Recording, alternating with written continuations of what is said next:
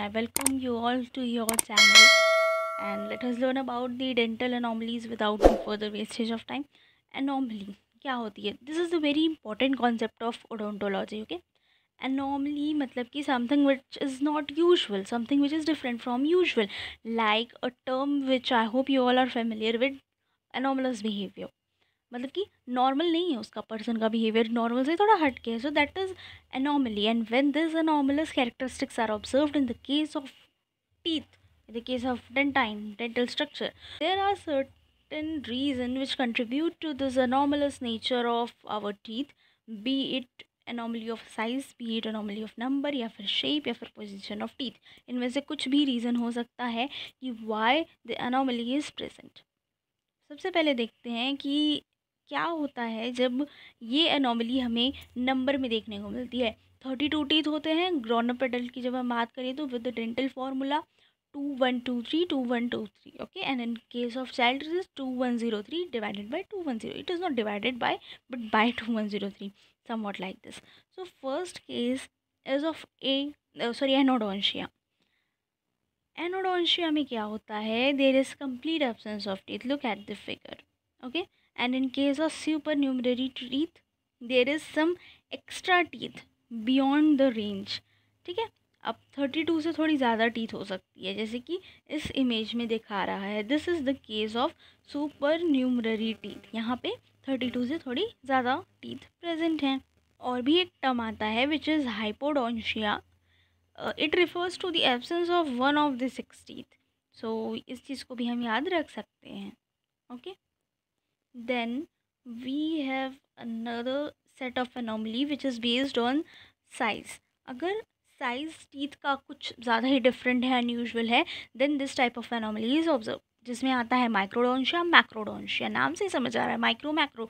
Micro मतलब कि smaller than the normal size, macro मतलब कि when teeth are larger than the usual size. This are the images of microdontia and macrodontia. ठीक है, हमने अभी तक क्या क्या कवर किया? Anomaly number and anomaly size. अब देखते हैं anomaly in the shape. Shape और साइज दोनों बहुत अलग अलग चीज़ें होती हैं. ठीक है, तो do not get confuse with both of them. पहला है फ्यूजन. यहाँ पे इमेज दी हुई हैं तीनों चीज़ों की. फ्यूजन में क्या होता है? जो दो सेपरेट टीथ होते हैं ना, उनके टूथ बर्ड फ्यूज़ हो जाते हैं. Have a look at this image for your better understanding. Look, this is the cementum portion, है ना, डेंटाइन सीमेंटम इनेमल पोर्शन. यहाँ पे क्या हुआ है? फ्यूजन हो गया है, isn't it? So this is the case of fusion, which is definitely not normal but anomalous. अगला टर्म आता है टूथ जर्मिनेशन. टूथ जर्मिनेशन को डबल टीथ भी बोलते हैं. ठीक है, इसमें क्या होता है? One tooth bud tries to divide. Have a look at this image. इस एनॉमली में एक ओवर साइज टीथ प्रेजेंट होता है. ठीक है, and usually this over size teeth is counted as a single tooth.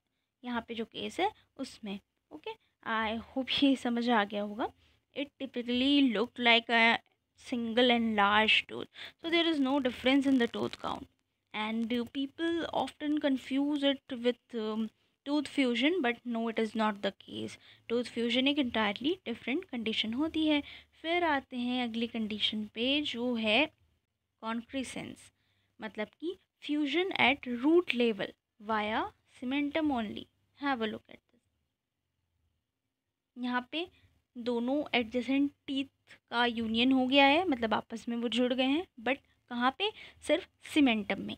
Fusion में क्या हो रहा था? सीमेंटम भी इन्वॉल्व था, डेंटाइन भी इन्वॉल्व था, एनामल भी इन्वॉल्व था कहीं ना कहीं, है ना.